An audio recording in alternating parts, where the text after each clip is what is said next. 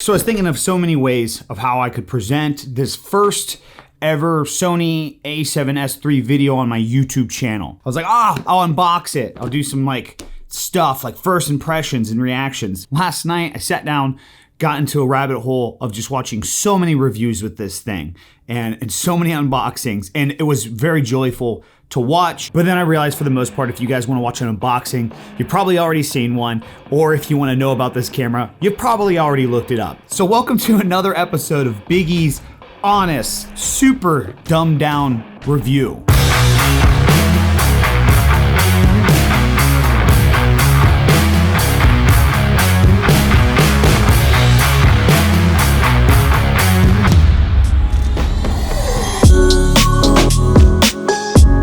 We're on the camera right now. I am recording my first ever video on the Sony A7S III. I do want to point out and also warn my YouTube channel that over the course of the next couple weeks, I am going to be testing this thing out, and I'm going to be probably creating videos that some of you don't want to see. I just want to have fun with this thing. We've been waiting so long for it, and it's here, and I'm just like a kid in a candy shop. I don't know what to do with everything. I just want it all right now, and I want to get that sugar rush. And that's why today I wanted to just sit down, check it out, look over the footage, make a warm, fuzzy connection with my channel and this camera to just break the ice with this. And by the way, if you don't know a lot of tech stuff about this, I'm gonna link in the description a couple reviews and very informative people that you should probably just check out, because they're just gonna tell you everything about this beast. I literally just unboxed this thing a few hours ago, so the only real first impressions that I can give you is the new menu system is really awesome. It's really easy to work through. This camera is much thicker, so it's gonna adapt very well with BigE, and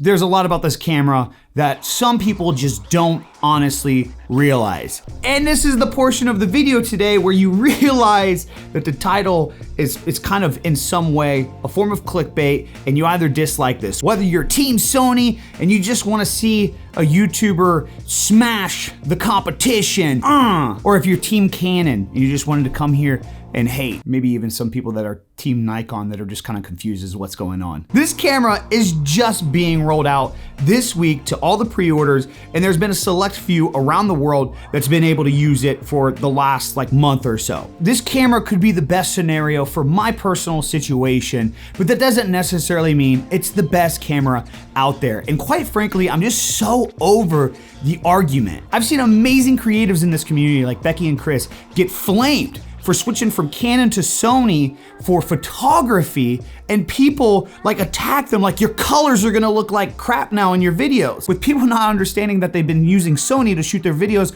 for a long time now. I've seen one of the most honest YouTube reviewers get accused of the most insane stuff, being paid by a company to diss another camera and to hype up the other one. Oh no, Gerald Undone said some mean things about my Canon camera. Well, now he said nice stuff about Sony. He's got to be getting paid off here. I've witnessed this mentality for too long, and I'm done. I can't keep it bottled up anymore. The best camera in the market is the camera that you can actually get in your situation. I could go on and tell you all the amazing things that the Sony A7S III is able to do, but let me tell you the big thing it's not able to do. It's not gonna naturally make you a better creative. It's not gonna just do the work for you, and it's not just gonna blow you up. You see in this weird competition that we've created in this last year or two, which don't get me wrong, banter, it's funny, it's hilarious, but once you start going to the point where you judge somebody's character based on what camera they use, it's just silly and dumb. And most of the time, I've noticed that those people that are out there disliking and hating, the actual people who are gonna dislike me on this video for buying a Sony A7S III instead of a Canon R6, most of those time those people aren't even creating content anyways. It's just they want something to argue about online. So trust me when I say, at the end of the day, tech is great, these amazing upgrades are awesome, and over the next couple weeks and here on out on this channel, we're definitely gonna dive into what this camera can do, and I'm pumped. I cannot wait to create some of these silent short films that I've been wanting to make for a while. But at the end of the day, this is my tool as a creative that I get to use, and I gotta sharpen it, I gotta maintain it, I gotta keep it healthy, I gotta learn new ways how to use this tool efficiently. And that's what will end up creating the end result. This thing behind this screen that you're looking at is just the device to connect this to you. So now that we got that out of the way, now that you guys understand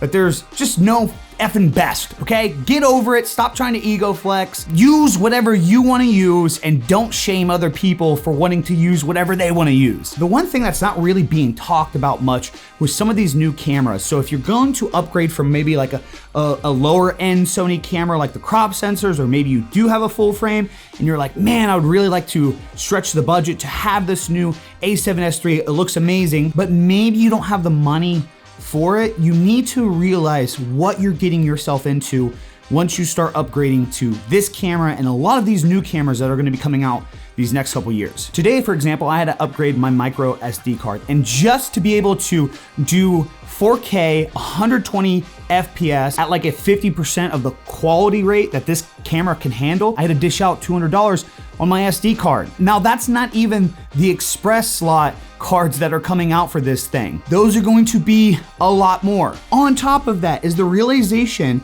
that with these amazing new upgrades, with these advanced features, this 4K slow-mo, 422 10-bit color, the reason you need these higher end cards is because this thing is recording at a much larger file size with a lot of data, which means if you have like a mid-grade computer, it's gonna be really tough for you to be able to edit this. Thankfully, people like Peter McKinnon and other creators out there have put out awesome videos on how to edit in proxy if you're using Premiere. I'll make sure I link that video in the description. But still, these are the things in 2020 we kind of forget about a lot of this stuff. We wanna look at the big things. With Canon, it was like 8K resolution and raw footage. With Sony, it's, you know, the highest quality 10-bit 422 and 4K 120 FPS. We see the big marketing numbers, but we kind of forget, like, big picture, what is that gonna cost us in the long run? And for a lot of us creators, like, for what? Are you just doing YouTube videos? Because I'm gonna tell you right now, you don't need to dish out the extra thousands of dollars to upgrade your YouTube video just a little bit. I mean, at the end of the day, if you got the money to invest into it and you just wanna do your thing, you're an adult, I'm an adult, I'm not your father, I'm not gonna tell you how to live your life. But the only thing I just really wanted to do from today's video, introducing this camera into my content, I just wanted to let you guys know, don't stress over something like this. This is a decision for me with everything that I do, from YouTube to some of the commercial stuff to the wedding films. And over the next couple weeks, I will be extremely honest about it. I'm not tied to Sony. I've suggested Panasonic cameras, Canon cameras, hell, even Nikon cameras. I'm just goofing. Nikon's actually a really good brand. But seriously, there's a lot of great tech out here in 2020. Like, you guys realize the phone that you walk around with in your pocket every single day is probably able to create better films than in the 90s, than 20 years ago. And now we can buy these devices for a few $1,000s and kickstart our career out of our house. It's insane how far we have come. Let's be a little heckin' grateful, please and thank you. Overall, this camera just came out. I'm excited for it. I'm already loving it in the first few hours of having it. But at the end of the day, I couldn't trust anybody right now saying that this is the best thing that's out there, that you absolutely need to get it. It's just such a subjective thing, and people really need to start just doing their research into whatever works best for them. And stop tying yourself to a brand. These brands aren't giving you anything. They're just creating a product and they're selling it to you. Don't be silly. Come on. If you want to check out some of the content that I got coming out on this channel, be sure to subscribe and turn on those notifications. Make sure you follow me on my Twitch and social media so you can stop by a live stream sometime. Other than that, that's all I got for you guys today. I'm out. Deuces with the Sony A7S III. Woo!